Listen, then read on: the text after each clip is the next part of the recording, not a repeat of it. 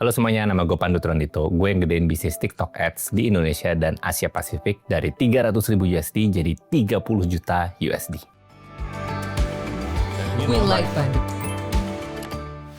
Di video kali ini kita bakalan ngebahas kasus ada barusan seller TikTok Shop yang datang ke gue gara-gara nonton konten yang gue post di Instagram dan di TikTok juga. Dan dia cerita kondisi tokonya dia sekarang miris banget. Terus dia nanya ke gue, "Kak, kalau aku mau recover toko aku supaya bisa tumbuh lagi, balik ke masa jaya, gimana caranya, Kak?" Nah, di video kali ini gue ceritain apa yang gue share ke dia. Supaya lu kalau misalkan masih jualan di e-commerce, di TikTok Shop, di Shopee, lu nggak kena masalah yang sama toko lu, apalagi bisnis lu ya, lebih penting lagi, bisa terus bertumbuh melalui marketplace. Jadi di video ini gue akan share 3 hal. Yang pertama, lu mesti tahu dulu apa yang lu sudah dapat dari marketplace. Dan lebih penting lagi, nggak cuma dapat, apa yang lu keep. Kayak itu aset lu. Yang kedua, lu juga mesti upgrade mindset lu ya. Jangan cuma jadi pedagang terus-terusan. Nggak ada yang salah jadi pedagang pas lu mulai. Tapi lu mesti segera upgrade menjadi pebisnis. Karena mindset pedagang sama pebisnis sangat beda. Yang ketiga, kita ngobrolin juga recovery plan-nya supaya bisnis lu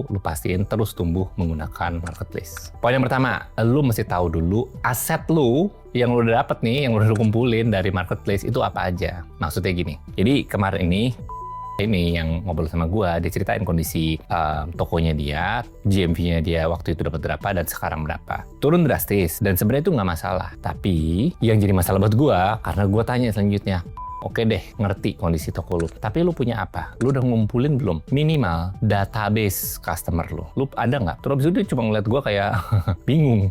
Maksud Anda apa? Karena dia tidak pernah dikasih ternyata. Dan memang buat marketplace mereka pun biasanya nggak ngasih. Mereka tuh tahu kalau bisnisnya mereka itu bertumbuh dengan semakin banyaknya seller. Seller-seller ini adalah pihak-pihak yang nyetorin customer buat mereka keep sendiri dalam platformnya mereka. Nah, tugas kita sebagai seller atau sebagai pebisnis, ya kita mesti pastiin transaksi itu terjadi di tempat kita. Karena disitulah kita ketemu sama customer. Dan relationship sama customer ini yang paling penting sebenarnya dari bisnis kita. Jangan biarin si marketplace nge-keep database kita dan kita sampai nggak pegang apa-apa. Itu fatal banget. Minimal deh biasanya ya pas bisnis ngelakuin laporan keuangan tiap tahun, apalagi buat UMKM, orang finance lu itu bakalan tanya daftar transaksi lu. Dan dia juga bakalan tanya nama-namanya. Ya mungkin dia datanya nggak lengkap-lengkap banget sih, sampai kayak ada nomor telepon, email segala macam. Mungkin dia nggak punya sampai selengkap itu. Tapi kalau punya, dia bakal minta juga biasanya. Kenapa? Karena buat UMKM biasanya rekeningnya cuma satu. Dan rekening cuma satu ini dipakai untuk bayar supplier, tapi juga untuk menerima transaksi dari customer. Nah, si orang finance ini perlu tahu yang mana yang transaksi sama supplier, yang mana yang transaksi sama customer. Karena itu kan dua line item yang berbeda di laporan keuangan. Jadi makanya dia mesti pisahin. Jadi minimal lu bisa ngecek ke tim finance lu. Selama ini lu tuh ngasihnya apa aja sih? Atau mereka udah ngoleksi tuh apa aja? Yang jadi problem kalau kayak si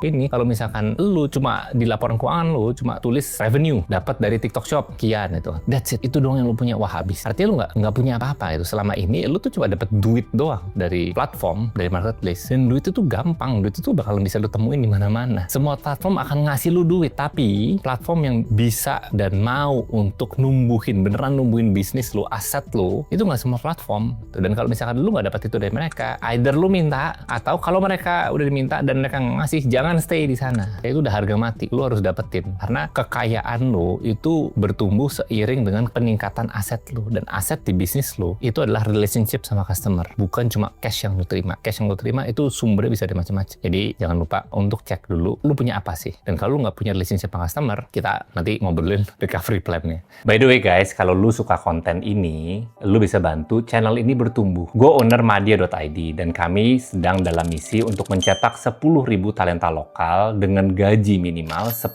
juta per bulan. Jadi kalau lu pengen terlibat dengan misi ini, tolong subscribe, like, dan share ke teman-teman lu. Poin yang kedua, lu mesti upgrade juga mindset pedagang sama bisnis. Tadi yang gue udah share beberapa kali, poin-poinnya itu gue sebutin juga ya, berapa bedanya mindset pedagang sama bisnis. Contohnya ya, pedagang itu mikirnya transaksi. Gue mau cuan lebih nih, gimana caranya gue dapat transaksi lebih? Salah nggak? Nggak salah, cuma nggak boleh stop di situ aja. Lu mesti upgrade mindset tuh jadi mindset bisnis. Pebisnis tidak mencari customer untuk menghasilkan transaksi. Dia sebaliknya, dia nyari transaksi untuk menghasilkan customer. Karena yang penting itu adalah si customernya. Sekali lu dapat customer, customer, lu punya potensi untuk bisa nge-generate transaksi infinite kalau lu punya customernya. Tapi kalau lu cuma punya transaksi, doesn't necessarily mean lu punya relationship sama si customer. Jadi artinya transaksi lu ke depannya dari customer yang sama itu nggak guarantee. Padahal kalau lu bikin customer lu bisa lu bikin happy karena lu punya relationship sama dia, future revenue lu itu bisa lu kontrol. At least lu punya pengaruh lah, nggak loss gitu aja. Nah pedagang nggak mikirin sampai ke sana. Pedagang itu kalau misalkan mau cuan lebih, ya udahlah itemnya gue tambahin banyak, SKU-nya gue tambahin banyak, supaya berharap revenue masuk yang banyak. Tapi emang kejadian kayak gitu? Enggak. Seringkali apa? Dead stock yang kejadian. Barangnya nggak bisa muter karena nggak laku. Kenapa nggak laku? Ya karena dia nggak ngerti pasarnya. Dia nggak ngerti konsumen siapa, butuhnya apa, kenapa sih dia beli. Dia nggak ngerti. Dia cuma harap-harap cemas itu dengan nambahin stok, dengan nambahin varian, orang bakalan lebih banyak gitu yang masuk ke tempatnya. Padahal belum tentu. Kalau misalkan barang yang lo sediain itu ternyata nggak cocok sama customer lo yang sekarang, ya either lu satu nyari pasar baru yang arti itu extra effort, atau yang kedua ya itu nggak bisa diputar kemana-mana, lu mesti jual rugi ujung-ujungnya. Ya itulah pedagang. Kegiatan berdagang ya begitu, muterin duit. Tapi kalau udah bisnis nggak begitu. Berbisnis kita ngobrolin soal customer, kita ngertiin customer tuh sebenarnya maunya apa sih.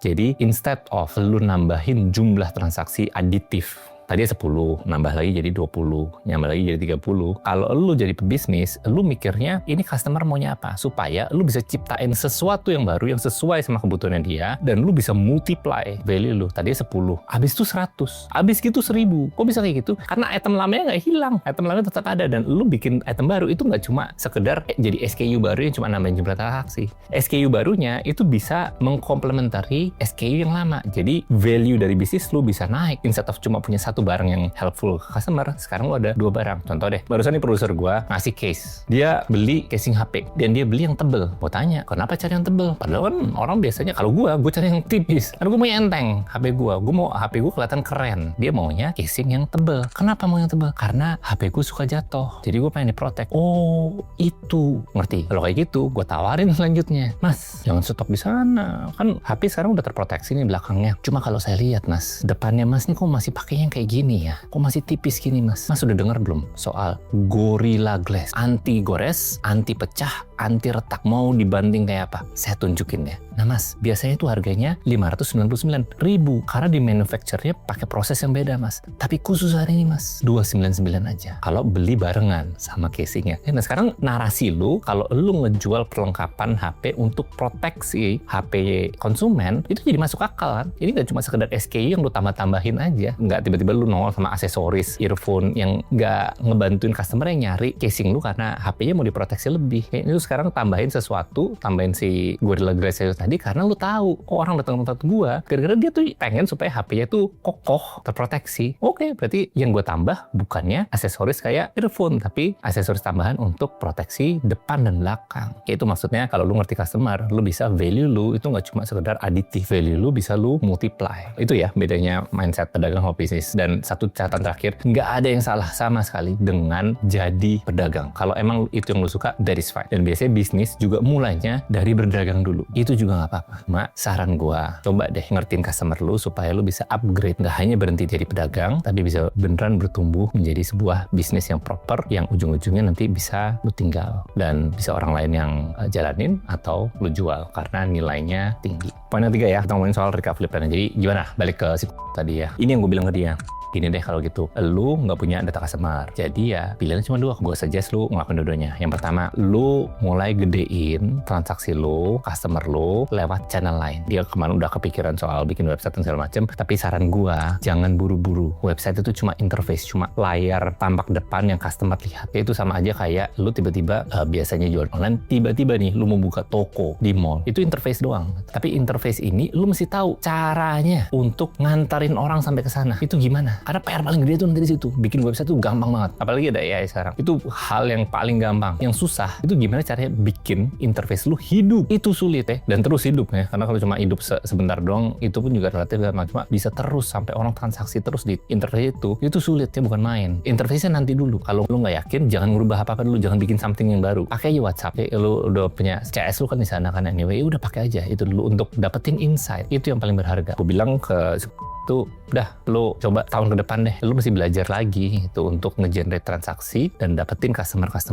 dari sumber-sumber yang baru. Jangan bergantung sama platform, jangan sama TikTok Shop doang. Lo buka juga, mulai gedein channel lo di Shopee. Dia sekarang yang ngelakuin itu. TikTok Shop mulai ditinggalin sama dia. Terus habis itu coba deh lu ngobrol deh sama orang TikTok Shop. Bisa nggak sih lu tarik data customernya? Ngobrol juga sama orang Shopee. Bisa nggak sih gue tarik data customernya? Apa yang mesti gue lakuin supaya bisa gue tarik? Oke. Sama tips yang terakhir, marketplace-nya jangan langsung ditinggalin. Karena ingat, lu buka tempat baru itu tidak artinya orang langsung tiba-tiba pindah ke sana. Yang akan terjadi adalah customer lama lu akan cari, dia akan scrolling cari toko yang lain yang ngejual harga yang sama. Jadi tempat itu, misalkan TikTok Shop, si customer si ini nggak akan pindah ke tokonya di website. No, yang akan terjadi dia pindah kompetitor. Dia akan cari toko lain di TikTok Shop yang jual barang yang sama dan dia akan check out di situ. Itu yang akan terjadi. Ya, jadi jangan lu tinggalin, tetap lu pelihara, tapi mindset lu rubah. Itu bukan tempat bisnis lu beroperasi. TikTok Shop itu bukan tempat bisnis lu beroperasi. Shopee juga bukan. Meta Ads juga bukan. Google Ads juga bukan. Oke, ada banyak kasus by the way. Google misalnya ya, mereka terlalu bergantung sama search engine. Habis itu pas ketika AI overview take over, habis trafficnya mereka. Karena ya itu cuma channel. Semua yang tadi gue sebutin, platform-platform ini tadi, TikTok Shop lah, Shopee, Meta Ads, Google, semua itu tuh cuma channel, itu bukan bisnis lu. Dan bisnis lu jangan mikir kalau itu tuh jadi tempat untuk bisnis lu bertumbuh. Lu cuma rental doang di sana. Lu cuma minjem, lu pakai, lu bayar mereka, lu pakai, and that's it. Tempat lu ya tempat lu. Jadi lu mesti pisahin antara apa yang channel, apa yang tempat beroperasi. Lu mesti pelihara tempat beroperasi lu dan semua aset yang terkait sama tempat beroperasi lu. Channelnya bisa lu buka, terserah lu. Bisa lu tes berbagai macam channel yang paling cocok sama bisnis lu. Jadi jangan mix up. Makanya marketplace-nya pun juga nggak perlu langsung ditutup. Biarin aja. Lu masih harus tetap hidup dari kegiatan operasional yang kemarin kan. Jadi biar aja tetap bertumbuh, tapi this time do something different. Kalau gue pernah bahas di konten gue di Instagram, kalau misalkan lu jual barang, lu kirim paket dari e-commerce, ada transaksi dari e-commerce, ya lu sisipin dong voucher. Dan vouchernya jangan lu kasih voucher diskon. Karena kalau cuma diskon, lu nggak akan menang lawan platform. Mereka tuh rajanya diskon. Mereka punya dana itu unlimited buat ngasih konsumen tuh diskon. Jadi jangan kasih diskon, lu kasih benefit value lain yang nggak mungkin dikasih sama platform. Contoh balik, let's say misalkan casing HP deh itu tadi kan, terus aja garansi 2 tahun. Kalau sampai kenapa-napa, gue ganti langsung on the spot, gue nggak pakai nanya, misalnya gitu kan. Dan pas orang mau klaim garansinya, lu make sure ya mereka isi formnya dulu. Nah dari situ dapat data customer. Oke, jadi itu recovery plan yang gue share kemarin ke satu lagi yang terakhir yang gue bilang juga ke dia, keep it real juga itu. Jadi maksudnya ini semua tuh bakal perlu waktu. Kayak gue bilang, lu belajar minimal bakal perlu minimal banget tuh setahun lah. Karena seringkali kalau udah kepepet kayak gini ya, udah stadium 4 ini seringkali tuh pengennya mujizat terjadi, tiba-tiba sembuh. Nggak begitu ceritanya. Itu bakalan butuh waktu dan kita mesti punya ekspektasi yang realistis juga gitu. Sembuhnya bakalan, it will take time, dan bakalan sakit di awal-awal, dan ya udah, that's okay, itu emang jalannya harus begitu. Cuma yang minimal sekarang kita mulai dengan benar, nggak ketergantungan sama pihak-pihak tertentu, nggak lagi dijajah dan dicekek sama platform. Intinya ada banyak UMKM sekarang yang ngerasa mereka dijajah sama platform, mereka diperas sama platform. Dan itu benar karena gue udah ketemu contohnya tadi yang gue cerita gitu ya, dan miris kondisinya. Tapi ya udah kayak penjajahan masa kini sebenarnya kan kalau lihat. Tapi ya memang bisnis platform itu didesain untuk begitu. Dan mungkin semua teman-teman kita ini seller-seller yang nggak sadar di awalnya dikira ya itu good actor, benevolent actor yang mau bantuin market. Enggak, mereka juga bisnis, mereka juga pengen profit, dan mereka pengen profit juga segede-gedenya sama kayak kita semua yang buka bisnis. Jadi nggak ada yang salah dengan apa yang mereka lakukan. Mereka it's just business. Jadi kita sendiri yang mesti tahu apa yang kita punya, kita mesti tahu siapa yang bisa bantu kita pada saat ini, karena nggak akan ada pihak yang bisa bantuin selamanya. Itu it doesn't exist. Jadi jangan punya ekspektasi yang nggak realistis juga kayak gitu. Dan ya kita pilih-pilih tempat mainnya, kita pilih-pilih siapa yang jadi partner, siapa yang jadi channel, role mereka apa, itu ya kita sendiri sebagai pemilik bisnis yang mesti mau sendiri. Makanya belajarlah berbisnis, jangan stuck jadi pedagang aja. Nah kalau cuma jadi pedagang ya lu cuma mikirin volume transaksi, that's it. Barangnya bisa aja tetap sama. Tapi kalau lu upgrade mindsetnya jadi pebisnis, lu jadi mikirin soal customer, lu care sama customer lu pengen tahu mereka ini butuhnya apa sih, kenapa lu sampai transaksi sama gua, kenapa nggak tempat lain, ada kok banyak tempat lain, kenapa gua, karena kalau aku nggak jalan sama kakak, aku nggak bisa dapat benefit yang ini. Makanya aku suka banget sama brand kakak. Itu tandanya lo udah jadi pebisnis, dan itu sebenarnya kepuasan yang paling gede jadi pebisnis.